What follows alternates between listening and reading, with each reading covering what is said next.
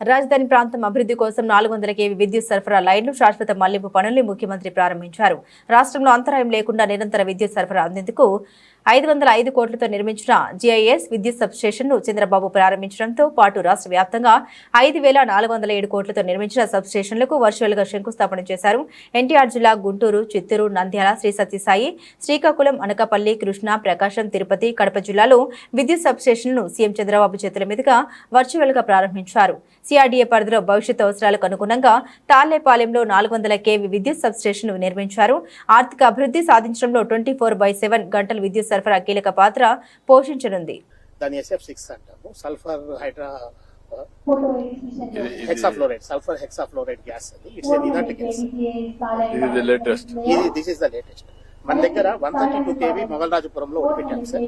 తెలంగాణలో మీకు అసలు గుర్తుంటది సార్, శ్రీశైలం లెఫ్ట్ బ్యాంక్ లో అండర్ గ్రౌండ్ పవర్ హౌస్ చూశారు కదా, అది GIS. That was the first.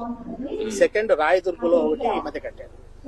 Third మన స్టేట్ లో అయితే దిస్ ద ఫస్ట్. ఇది కూడా సార్ 19 లో అప్పుడు మీరు శాంక్షన్ చేసింది, మొత్తం స్కీమ్ కింద చేసింది. ఈ లాస్ట్ 2 years లో రివైవ్ చేసి మీరు అనుకున్నట్టు ఆ ప్రోగ్రామ్స్ అన్ని కేబుల్స్ అవన్నీ రావడం అన్ని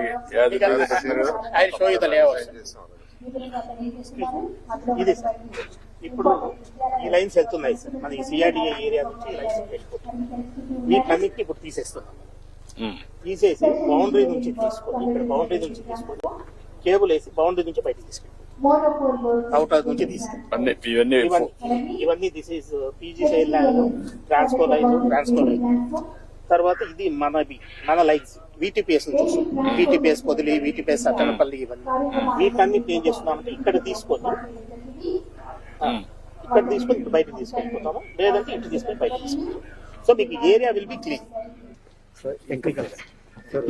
400 kV JS లో కట్టుకున్నాం సార్. ఇది JS లో కట్టుకుంటే మనకి సుమారు ఒక 70 ఎకరాలు కావాలి సార్. అదంతా ఇది 15 ఎకరాలు కట్టుకున్నాం. ఇది 400 kV లైన్ వస్తుంది సార్. బస్ డెక్ నుంచి JS మాడ్యూల్స్ వెళ్తుంది. 1.5 బ్రేకర్ సిస్టమ్ వాడాం సార్. అంటే ఒక బస్ లో ఏమైనా ప్రాబ్లం వచ్చినా కానీ మనకి ఇంటరప్షన్ రాదు. మధ్యలో టై బ్రేకర్ ప్రాబ్లం వచ్చినా ఇంటరప్షన్ రాదు. వితౌట్ ఇంటరప్షన్ మనం సప్లై ఇవ్వగలం సార్. 1500 MVA వరకు ఇక్కడ నుంచి మనం క్యాటర్ చేయగలం అరౌండ్ మరొక రీజియన్. డిస్ట్రిబ్యూషన్ లాసెస్ కేబుల్ లో తీసుకొస్తే మామూలు లైన్ లో తీసుకొచ్చినప్పుడు వాట్ ఇస్ ది డిఫరెన్స్? అంటే ఇది తగ్గుతాయి sir. Exact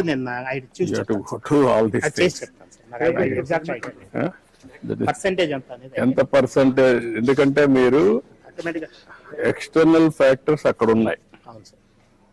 what is external factor? గాలి రావడం, వర్షం పడడం, అవన్నీ అక్కడ వస్తాయి. Cable is also exposed conductor కాబట్టి ఎక్స్పోజ్డ్ కండక్టర్ డిట్రియేట్ అవుతుంది. ఇక్కడ డిట్రియేట్ అనే స్కోప్ లేదు.